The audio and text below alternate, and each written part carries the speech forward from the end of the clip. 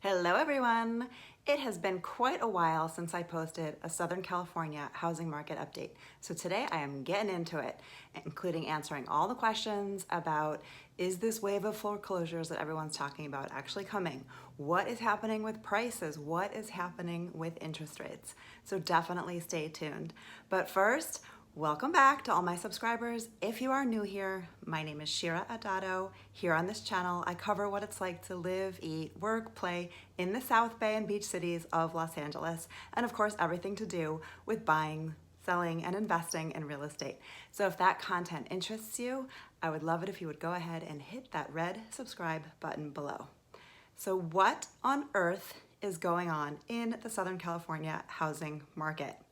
Well, first up, I know everyone wants to know, is this wave of foreclosures that everyone's talking about actually coming? We've been in this pandemic for quite a while, and everyone knows that the forbearance program that has put homeowners behind on their mortgage payments has been a big factor influencing the fear of a coming foreclosure wave, similar to what happened in 2008.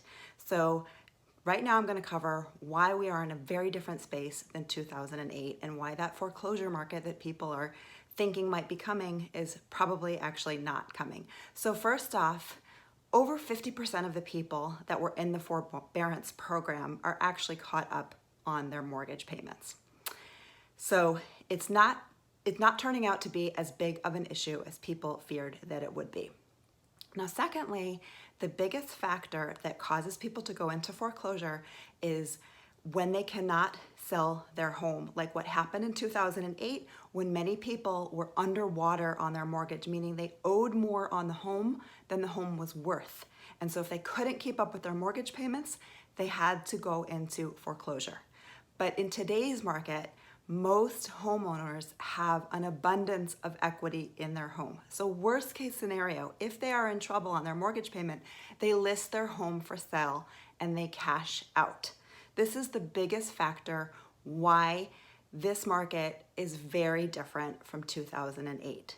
Most homeowners have a lot of equity in their homes and they're not in danger of having to go into foreclosure because they can simply put their home on the market for sale and cash out. So this is why we feel that this market is very different than 2008. We're not going to see the wave of foreclosures. The government doesn't want people losing their homes. There are programs going into place to help homeowners, through the lenders, incentives happening. So let's just put that myth to rest.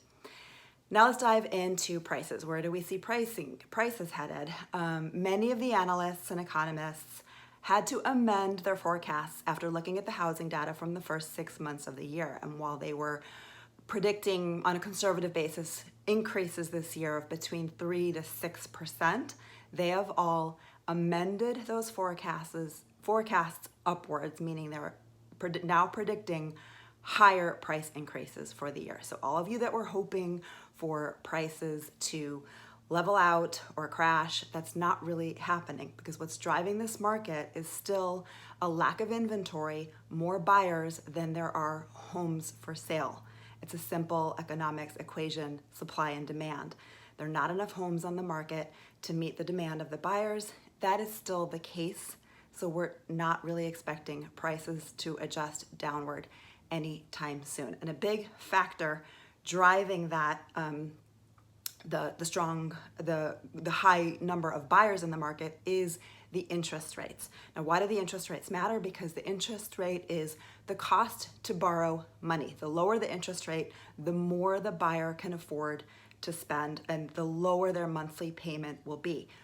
Interest rates are still historically low, and that's not really changing. In the past, when we've seen surges in the pandemic, a rise in the number of cases, we've seen the interest rates inch a little bit lower because the government wants to just make sure the economy is still flowing. But with this recent surge that's happening now, as of this recording, that's not really happening. Interest rates are still holding steady, but no one sees them going up majorly anytime soon. And until interest rates begin to really rise, we're not going to see home prices come down, in my humble opinion. So that is my housing market update. I'm always curious to hear what questions you have about the market and what's on your mind. So I invite you to go ahead and ask your questions in the comments below, because I'd love to get your questions answered. As always, I appreciate you watching. If you are in the market to buy and you want to know more about the home buying process, the A to Z of buying a home, I welcome you to go to southbayhomes.vip, where you can download a free copy of my home buyer's guide. Thanks for watching, and I will see you on the next one.